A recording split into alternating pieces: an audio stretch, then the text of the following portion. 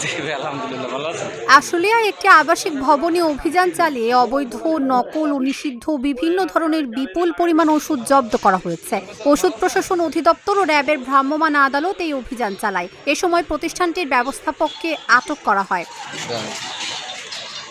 মঙ্গলবার বিকেলে বাইপাইল পশ্চিমপাড়া এলাকার মোতালেবের মালিকানাধীন বহুতল আবাসিক ভবনে অভিযান হয়। গোপন সংবাদের ভিত্তিতে বুধবার র্যাবের নির্বাহী ম্যাজিস্ট্রেট আবু হাসানের নেতৃত্বে যৌথভাবে এই অভিযান চালায় ওষুধ প্রশাসন ও র্যাব-4। শোভা এন্টারপ্রাইজ নামের প্রতিষ্ঠানটির মালিক আব্দুর রশিদ ফার্মেসি ব্যবসার আড়ালে ভবনটির একটি ফ্ল্যাট ভাড়া নেয়। তিনি দীর্ঘদিন ধরে নকল ওষুধ তৈরি ও বিক্রি করছিলেন। বৈধ ব্যবসার আড়ালে যৌন উত্তেজক ও ভিটামিন জাতীয় বিভিন্ন ধরনের আয়ুর্বেদিক ও ইউনানি ওষুধের নকল তৈরি করে বিক্রি করছিল প্রতিষ্ঠানটি। ভ্রাম্যমাণ আদালত প্রতিষ্ঠানটিকে 2 লাখ টাকা অর্থদণ্ড দিয়েছে।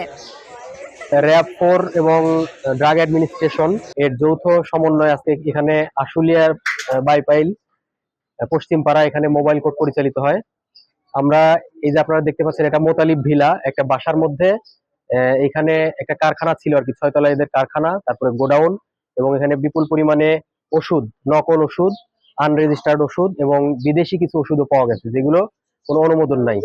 এগুলো মানুষের জন্য ক্ষতিকর এবং আমরা এদেরকে, মালিক পলাতক আছে, আমরা ম্যানেজারকে ধরেছি এবং 2 লক্ষ টাকা অর্থদণ্ড করা হয়েছে এবং মালামালগুলো আমরা জব্দ করেছি, এগুলো ধ্বংস করা হবে আর মালিকের বিরুদ্ধে আইনানুগভাবে ব্যবস্থা গ্রহণ করা হবে।